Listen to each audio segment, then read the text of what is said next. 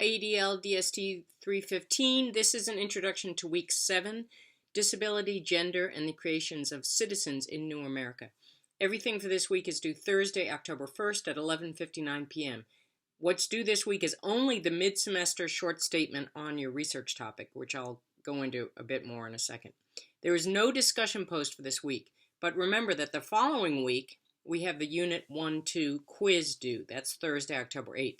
Remember, the quiz is open book. It's an open book quiz, and it involves reviewing most of what we have covered so far. Okay, about the mid-semester short statement on research topic paper. Look at the assignments link on the Canvas page, and you'll see the description of the assignment, and I will also explain the gist of it here. The point of this short statement, it's 2 to 3 pages double-spaced, is to get you started on your research project. So you essentially need to have decided on a topic and do some initial research for it. In 2 to 3 pages, double-spaced, you will introduce the topic of your proposed research project by presenting an argument to a friend, a teacher, or a parent about why it is important to know this topic. On the assignment's description, you'll see the required 5 elements of the assignment. They are: 1, identify the audience of the project and what you think this person or group needs to know about this information. 2, a clear identification of the research topic, its historical significance, and any debate or controversy about the topic. 3, identification of the topic's contemporary significance. And 4, at least 3 references about the topic using APA-style citation. And 5, 2 to 3 pages, including references, proofed, properly cited, includes your name and date, etc. Because this assignment is being written for someone as sort of an argument, you can write it in a somewhat informal manner, but we still need to have APA citations and the other elements about the argument and the topic and the historical context. Some of you have written me personally with questions about your research topic, and please feel free to do that. Please put EDL DST 315 in the subject heading so I can find your email. Okay, learning objectives for this week, Week 7, Disability, Gender, and the Creation of Citizens in New America. There's one learning objective, which is to learn about the intersections of disability and citizenship in the newly emerging nation of the United States. So you're going to read Kim Nielsen's Chapter 4. You're going to read Barbara Ehrenreich and Deirdre E. English's selection from a book called For Their Own Good, 150 Years of Experts' Advice to Women, and the selection is on the sexual politics of sickness. Then you'll read an article by Allison Carey called Gender and Compulsory Sterilization Programs in America, 1907 to 1950. And then from the great BBC broadcast, Disability and New History, you'll listen to a 14-minute podcast called Beauty and Deformity. So this week is about disability and citizenship. Our general big picture question this week is citizenship. And Kim Nielsen says it well on the first page of Chapter 4, where she says, in the decades following the American Revolution, the new nation sought to define and distinguish between good and bad citizens.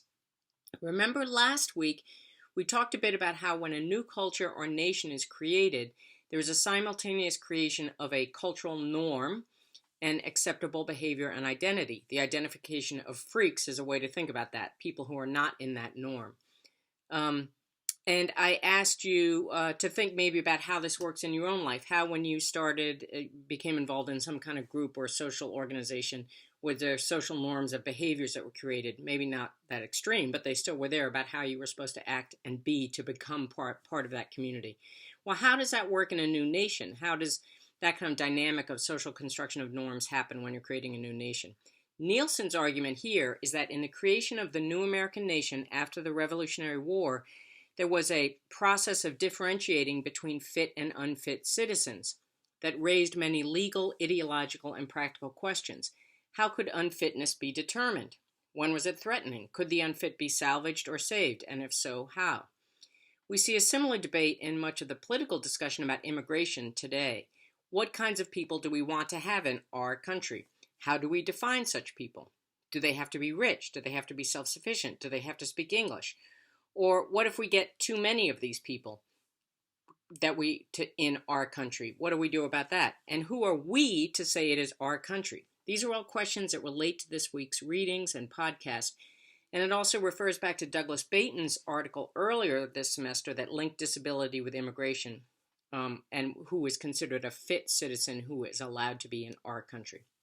Specifically, This topic about citizenship has to do with disability and gender this week. And in this case, the readings are mostly about women, both in terms of women's normal behavior, when are women determined to be so abnormal that they are seen as disabled. That's the gist of the Sexual Politics of Sickness piece. And when are women's reproductive attributes seen to be dangerous? And that's the gist of the compulsory sterilization article. Then in the BBC broadcast, there's reference to citizenship in the sense of cultural and moral norms of beauty. No red hair. Red hair was considered not beautiful in 18th century England. Beauty is good and indicates moral purity. Ugliness is shameful and indicates moral impurity. So we're back to that question of who decides what is beautiful and what is ugly, and how do those designations of ugliness and disability indicate social disorder and danger? That economic class mediates some of the detriments of ugliness and disability in 18th century England says something about how social chaos was seen to be controlled in certain ways. I'll warn you that the medical profession does not come off really in a really positive light in these readings and podcasts. The 19th century medical profession was not very, professional. So enjoy this.